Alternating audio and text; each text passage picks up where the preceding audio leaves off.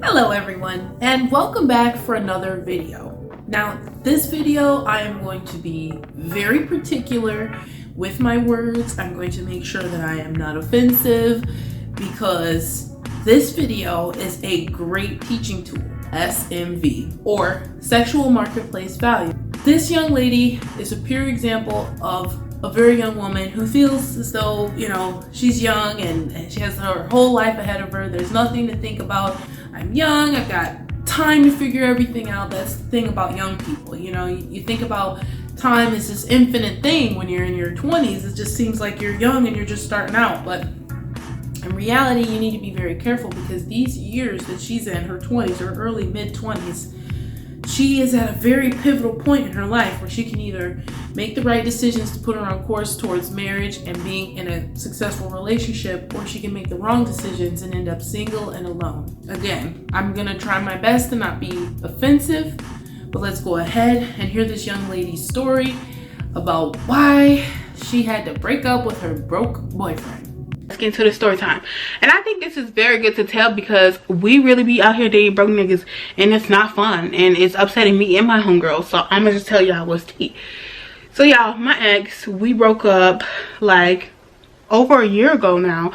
So Jerry, I'm just gonna explain like how we kind of started talking and stuff and all this stuff. There was definitely red flags, honey. I met Jerry on Tinder, I believe. Yeah, I met him on Tinder. So I'm the type of girl be like, okay, so what do you want to do? Because if you want to hang out with me, baby boy, you need to have plans, first of all. And it needs to be involved with spending money. Like, don't think you're just going to come chill at my house. Or, like, get drunk at my house or smoke. I don't even smoke. So it's just like, niggas really be on that. We were supposed to go to a bar. So what happened was, oh man, not even to stop it so soon, but doesn't she sound familiar? Doesn't she sound like the other girl in the video who was like adamant about, oh, don't think that you were just gonna come over my house and smoke with me. But when you're in your early 20s and you don't have a whole lot of money, and this is for men and women, and it's like one of those things where he's young. He doesn't have a whole lot of money to be spending on you just yet. And the money that he has, he may need to take care of certain things in his life, like his bills, keeping his car running, making sure he has money to get to work or to school or whatever his pursuit is. And so for you to be coming to the table talking about, oh, well, you need to do something that involves spending money. What if he came at you and said, well, you need to be doing something about your weight? I mean, let's just be honest. I don't like to be mean and I don't like to hurt people's feelings. And so when it comes to that, you can't be real picky and you can't be real demanding when it comes to men, because let's just be honest, most men want a fit woman who's nice looking and has a nice body so that they can not feel any type of way. So if we know these things and we're aware of them, then why are you talking about what he should have? I'm just confused. Like, you're not a size probably 24 or 26. Like, you're not 300 pounds probably plus, and she's talking about what he better have and stuff like that. And it's like, but you have to understand where you fall. Sexual marketplace value, you have to see where you fall at. Their ratings matter, like Kevin Samuels always used to say. So like what you physically look like, your body, your shape, your size, all of those things are taken into account when a man is judging you and what he feels like he needs to bring to the table to impress you with. And sometimes when it comes to having a big woman, men don't necessarily look at them as the type of women that I need to have a whole lot for. So let's just go ahead and hear a little bit more. he didn't have a car. Y'all, let's start there. Let's start there because I am so stupid. You dumb. I don't know my age. I am 24, going on 25 in a few months, so it's kind of common for a lot of guys in their early 20s to not have a car, and it's upsetting me, my homegirls, period. And pay came up. I don't know why it came up. If you want to take me out, you would have to pay. And I ain't paying for myself, so it was a test. And he was like, oh, I don't really believe in the guy have to pay for the dinner. Hey, let me just, gosh. And I don't mean to stop it again so soon, but it's like, why is she talking like that? Is she from a certain area, or did she just drink before she did this video or something? But it seems like she's talking with such a lazy tongue or something, da da da da. Like, do you guys hear that? Listen to the way she talks. Or maybe she's just really out of breath. I don't know. And blah, blah, blah. Like, I think it should be 50-50 and da da da.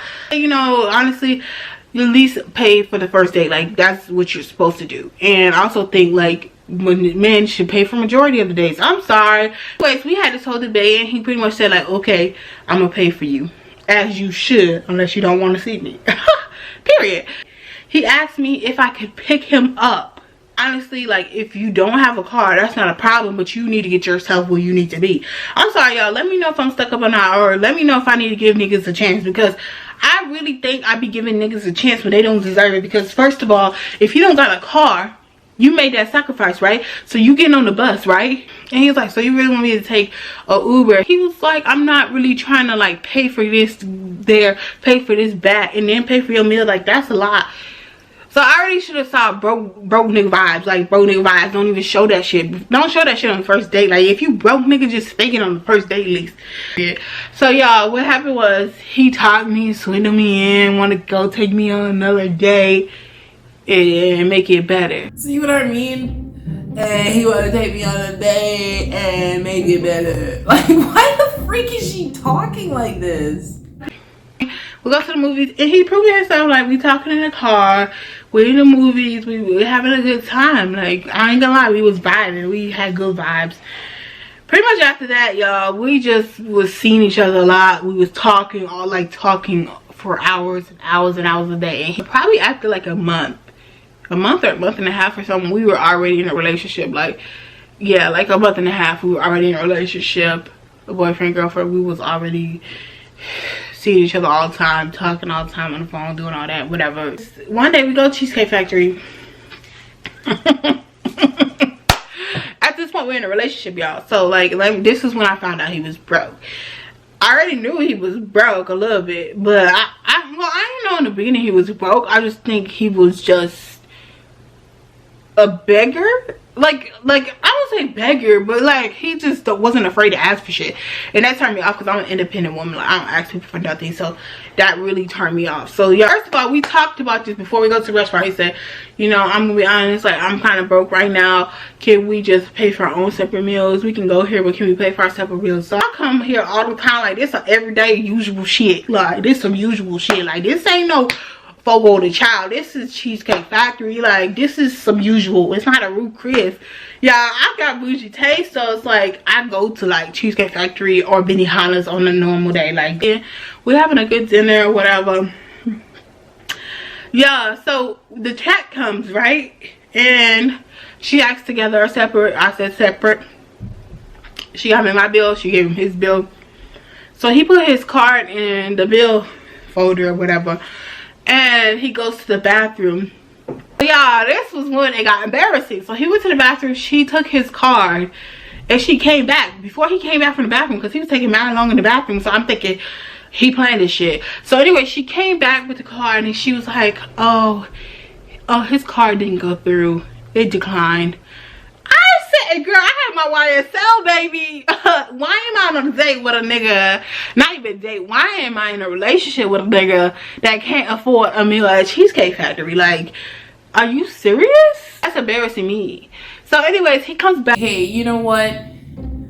I totally understand her there. That's embarrassing. Sir, you did not need to go out if you did not have the money to do so. If you're not working or if you're not making the kind of money that you can take care of a family with, you don't need to date, because you're gonna end up taking from her, and it's gonna cause dissension in the relationship, because even a girl like her wants somebody to spoil her and take her out and be able to afford a simple meal at the Cheesecake Factory. Like, and this is just my opinion, and I know you guys are gonna have me rolling in the comments anyway. I'm not even worried about it, because she seems like she is a woman who has a little bit of money. Probably if she's eating at Cheesecake Factory every day of the week, then she's not broke. Let's just go ahead and say that. So he saw that, and maybe he's like, okay, she's cute in the face, got a real pretty face, she got some money, I'll go ahead and deal with this, you know what I mean? And he's like, hey, I might as well even ask her for money. Don't date. Don't take girls out on dates if you don't have your stuff together. That way you don't end up in a video like this and putting him on blast completely. And I don't know, but whatever. We'll go ahead and continue to let her talk. And I'm like, your card didn't go through. I I literally said it just like that, y'all, because I was so through. Like, I was so through with this nigga. So he was like, oh, really? Like, what? Like, he checks his bank account. Like, oh, a bill came out. I hate one of them, a bill came out. Nigga, you need to know what bill's coming out of your account. Because you're not playing with me. Like, don't play with me today because I'm already embarrassed. And now you acting stupid. Like, I think you went to the bathroom on purpose at this point. You know, like, I was upset. So I really told him, I said, I see money in your wallet, take the cash out, and I'll pay whatever you don't have. And he was like, okay, well, I have, like, he was like hesitating. I'm like, take that cash out of the wallet.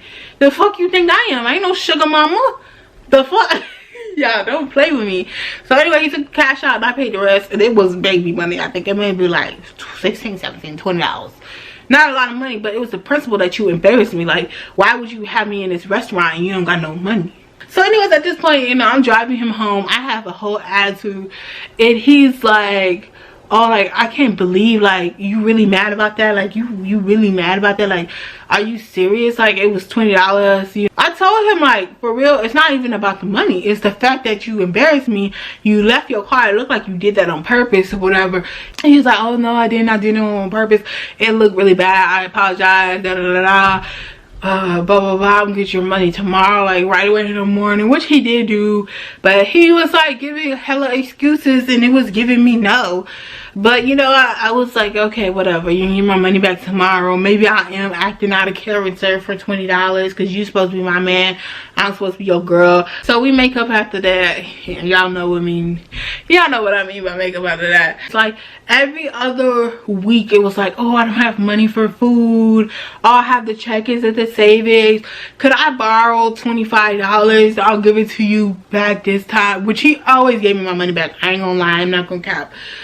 It's kind of like, I'm not gonna ask you for nothing, so I kind of expect you not to ask me for nothing unless it's an emergency. Like, so that was already kind of like weighing down on our relationship, because honestly I've been to him that was turning me off and he kept doing it. Anyways, y'all, so point blank period, that was happening. I kept giving him more and more chances.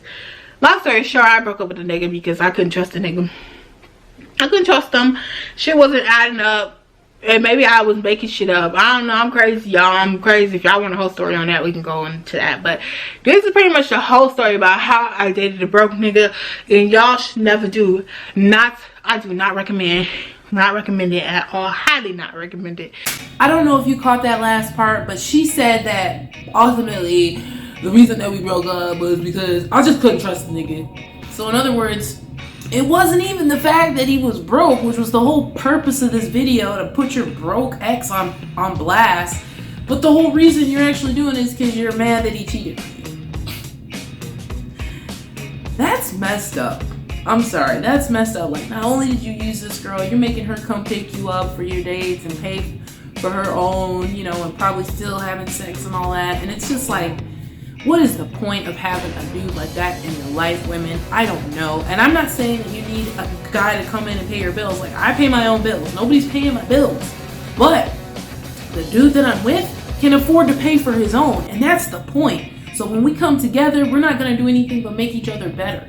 Maybe it was a situation where they're in their early 20s, and that's kind of likely what's going to happen. We just saw that in the last video, another young lady who was able to, you know, have her life together a little sooner than her boyfriend or her friend or whatever he was to her. And she also complained about the fact that he never had any money. So dating guys in their 20s, that's probably what you're going to get, unless they come from money. I mean, they're young. They're fresh out of high school and then in college, so they got school loan debt and they're on working low-paying jobs. So you guys leave me a comment and definitely tell me what you think. Like, the whole video is about the fact that you don't like the fact that he's broke and you got all these complaints about it, but ultimately it was the fact that he cheated that was the deal breaker. All right, you guys, definitely tell me what you think. Thank you so much, and I will see you next time.